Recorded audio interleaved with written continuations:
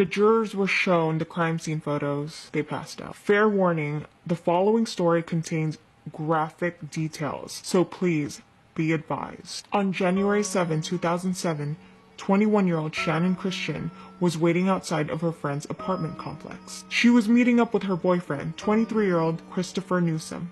The plan was to meet up at her friend's apartment complex so that they could both arrive at a party together. When Chris arrived, the couple were ecstatic to see each other. They couldn't even wait to get in the car. They had to hold each other and kiss. But unbeknownst to the couple, there was a car filled with men watching them. And in a blink of an eye, their lives would crumble. Later on that evening, friends of the couple were getting pretty worried about them. They weren't there, they were calling them, nobody was answering. People thought it was really strange because they were talking about the party the whole day. They were excited to go and see everyone there. Around that same time, Shannon's parents were also worried about the couple. Shannon hadn't contacted her mother since leaving the apartment complex. So Shannon's mom phoned a couple of her friends at the party. They mentioned to Shannon's mother that neither her nor Chris arrived at the party. Shannon's mother phoned the authorities, but they told her that they couldn't do anything about it because the couple had only been missing for a couple of hours. Shannon's mother, along with Christopher's friends, conducted their own search. At around 11 p.m., friends of the couple went to the apartment where the couple had met up. There, they saw Christopher's pickup truck still parked, but Shannon's vehicle was nowhere to be located.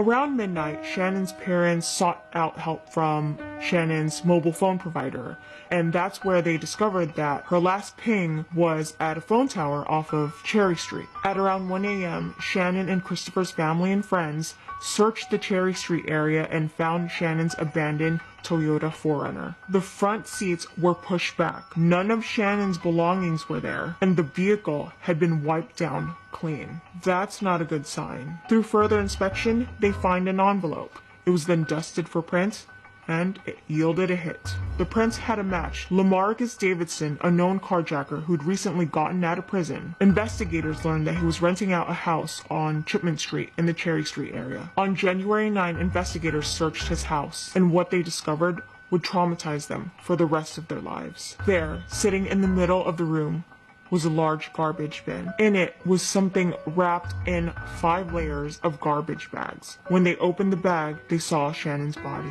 These are graphic details, please be advised. Shannon had been repeatedly and violently assaulted and tortured. I can't tell you exactly what they did to her. It's too much. The perpetrators cleaned her mouth with bleach and her other area to wipe out any DNA. That very same day, a few miles from where Shannon's body was found, they found Chris's body. Chris was set on fire and he was said to be lying down on railroad tracks. The medical examiner confirmed that Christopher's face and head had been wrapped in a sweatshirt and a gray and white sock was in his mouth with a shoelace wrapped around the sock and the back of the neck.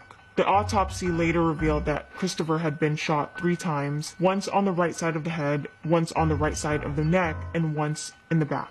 Chris had also been raped by at least one perpetrator. Nevertheless, DNA analysis revealed the presence of sperm and sperm fragments on both victims. The medical examiner further determined that Shannon Christian was alive when placed in the trash bin, but was tied in such a way that she could not breathe and could not get out of the trash can. The cause of death was positional asphyxiation. Authorities had 5 suspects in custody: George Giovanni Thomas, Latalvis Cobbins, Lamarcus Davidson, Eric Boyd, and Vanessa Coleman. Prosecutors also had a lot of DNA evidence against them. Authorities were also able to obtain a timeline of events from the perpetrators. On January 7, 2007, the assailants observed the couple going to their cars, and that was when the two were ambushed at gunpoint. The couple was pushed into the vehicle and taken to the Shipman Street house. Both Shannon and Christian were raped and tortured inside that house. Chris was then later taken to a nearby railroad track where he was forced to walk barefoot to the tracks and was shot until he fell to the ground. All of the perpetrators were found guilty of at least one of the following: kidnapping, rape, robbery, murder, and assault. Vanessa Coleman is held at the Tennessee Prison for Women. Cobbins and Thomas are held at the Bledsoe County Correctional Complex in Pikeville. Lamarcus Davidson was sentenced to death on October 30, 2009, and is incarcerated at the Riverbend Maximum Security Institution. And Eric Boyd was sentenced to life in prison at the Bledsoe County Correctional Complex. Please be safe out there when walking to your cars. Be extra alert. Rest in peace, Shannon, and Christopher.